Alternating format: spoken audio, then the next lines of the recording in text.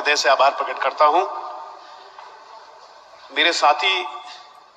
माननीय सदस्य हरीश धामी जी ने इस विषय को लेकर जिन बातों को सदन के आपके सम्मुख और सदन के संज्ञान में लाए हैं, उससे अपने आप को संबद्ध करता हूं। माननीय अध्यक्ष जी, शिक्षा जैसा महत्वपूर्ण विषय है और पूरे प्रदेश के अंदर, चाहे वो हमारा प्राथमिक विद्यालय हो, चाहे हमारा मिडिल एजुकेशन हो, चाहे हमारा हायर एजुकेशन हो, अगर हम अपने राजकीय शिक्षण संस्थानों की स्थिति को अगर देखेंगे तो वहां पर जो सबसे महत्वपूर्ण बिंदु आता है वो आता है कि वहां पर शिक्षकों की कमी को लेके, और निश्चित रूप से भारत की सरकार द्वारा 1 अप्रैल 2010 को शिक्षा का अधिकार कानून लाया गया था और उसमें स्पष्ट उल्लेख है कि जिस विद्यालय में छात्रों की संख्या पूर्ण रूप से हो, मानकों के अनुसार हो, तो मानकों के अनुसार शिक्षकों की पूर्ति होनी चाहिए थी। और अगर हम देखेंगे आज पूरे उत्तराखंड के परिप्रेक्ष्य में और विशेषकर अपने पर्वतीय क्षेत्र में, वहां पर चाहे वो हमारा प्राथमिक विद्यालय हो, चाहे हमारा जूनियर हाई स्कूल हो, चाहे हमारा हाई स्कूल हो, चाहे इंटरमीडिएट हो, वहां पर शिक्षकों की बहुत बड़ी कमी है। माननीय अध्यक्ष जी, शिक्षा एक ऐसा महत्वपूर्ण विषय है और व्यक्ति को जब बच्चा अपने विद्यालय में जाता है तो निश्चित रूप से उसको जो भी विद्यालय उसमें शिक्षा के विषय है उसको पठन पाठन का पढ़ना पड़ता है। और उन प्राथमिक विद्यालय में, अधिकांश विद्यालयों में हम देखेंगे एकल विद्यालय के सारे प्राथमिक विद्यालय चल रहे हैं और उस विद्यालय में एकल अध्यापक जब पढ़ा रहा है और उसके तहत जब उस पर अन्य जिम्मेदारी भी आ रही है, मिड डे मील की भी जिम्मेदारी आ रही है, उसको मिड डे मील का भोजन भी लेके आना पड़ रहा है और सरकार ने एक और बोझ डाल दिया है, सारी जानकारियां ऑनलाइन के माध्यम से उसको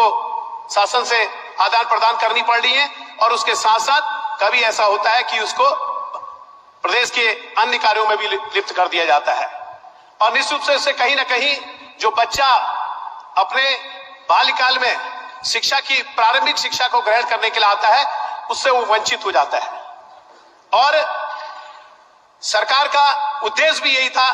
कि हम प्राथमिक विद्यालय को जहां पर खोल रहे हैं, जूनियर हाई स्कूल को खोल रहे हैं, वहां पर उन बच्चों को अच्छी शिक्षा ग्रहण करने के लिए उन विद्यालयों को संचालित किया गया है। लेकिन अगर हम दृष्टि अपनी डालेंगे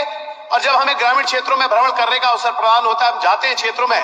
और जब विद्यालयों का हम निरीक्षण करते हैं या वहां के अभिभावक हमसे कहते हैं कि आज यहाँ पर विद्यालय में शिक्षक विहीन है या वैकल्पिक व्यवस्था की गई है, जब जानकारी हम प्राप्त करते हैं तो वो कहते हैं कि एकल अध्यापक के सारे विद्यालय चल रहा है। माननीय अध्यक्ष जी, ये बहुत ही गंभीर विषय है, संवेदनशील विषय है, शिक्षण संस्था से जुड़ा विषय है। सरकार को इस बात को लेकर बहुत गंभीरता से इस विषय को लेना चाहिए। और उसके साथ साथ जो मुख्य बात है कि आज निश्चित रूप से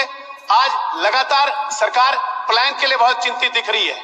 कि कैसे रिवर्स प्लान हो, उसके लिए अध्ययन करने का प्रयास कर रही है। हम जब ग्रामीण क्षेत्रों में जाते हैं तो वहां पर देखते हैं कि जो परिवार का व्यक्ति है, वहां पर जब प्राथमिक विद्यालय से लेकर जूनियर हाई स्कूल में जब शिक्षक नहीं होता है या उसका अभाव होता है या मानक के अनुसार शिक्षक नहीं होते हैं तो वो शहरी क्षेत्र को जाता है, शहरी क्षेत्र को बच्चों को पढ़ाने के लिए जाता है। और आज सरकार एक विद्यालय में लाखों रुपए खर्च कर रही है, अगर पूरी इसकी अध्ययन करी जाए, सारी चीजों का अध्ययन किया जाए, और वहां पर एक टीचर और 5-6 बच्चे या 10 बच्चे पढ़ रहे हैं। और इसलिए आज जो हमारे संस्थागत, आज जो प्राइवेट हमारे जो स्कूल खुल रहे हैं उसकी ओर हमारी बाढ़ सी आ गई है। ये चिंता का विषय है। और उसके साथ साथ जो आज हमारे शिक्षा का स्तर गिर रहा है, उसकी शैक्षिक उन्नयन के लिए, उसके शैक्षिक उन्नयन के लिए बहुत सारी गोष्ठियां हो रही है, बहुत सारी गोष्ठियां आयोजित की जा रही है, लेकिन शैक्षिक उन्नयन के लिए जब तक हम अपने विद्यालयों में शिक्षकों की पूर्ति नहीं करेंगे, शैक्षिक उन्नयन का स्तर नहीं सुधरेगा। माननीय अध्यक्ष जी, क्योंकि मैं उदाहरण स्वरूप अपने अल्मोड़े क्षेत्र की आंकड़ों के यहाँ पर लेकर आया हूं, उसमें अल्मोड़े विधानसभा के अंदर हमारा जो प्राथमिक विद्यालय है, स्वीकृत जितने हैं पद, उनमें 48 पद यहाँ पर वर्तमान में रिक्त हैं। इंटर कॉलेज में 66 पद रिक्त हैं, ये अल्मोड़ा विधानसभा का है। अल्मोड़े जिले के जो आंकड़े मेरे पास हैं, ये जो हमारा सहायक एलटी का है, उसमें कुल स्वीकृत पद हमारे 1716 हैं और कुल कार्यरत पद है 1351 और रिक्त पद है 365 रिक्त पद हैं, इसके सापेक्ष 1716 के। इसी तरह से महिला शाखा में कुल स्वीकृत पद है 279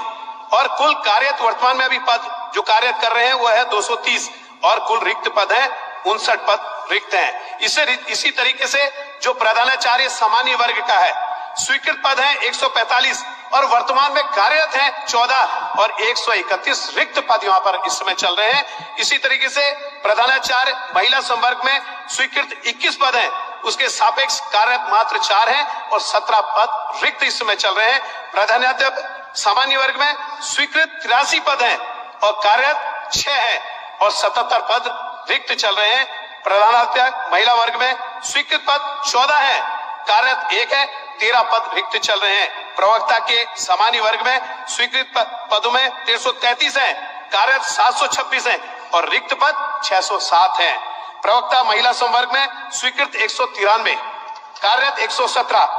रिक्त 76। यह अल्मोड़ा जिले की स्थिति है, यह अल्मोड़ा जिले की स्थिति है। इसके साथ साथ एक चीज मैं कहना चाहता हूं कि माननीय अध्यक्ष जी, मेरा वैसे तो पूरे अन्य क्षेत्रों में भी स्थिति होगी, मेरे अल्मोड़ा विधानसभा के भैंसिया थाना विकासखंड में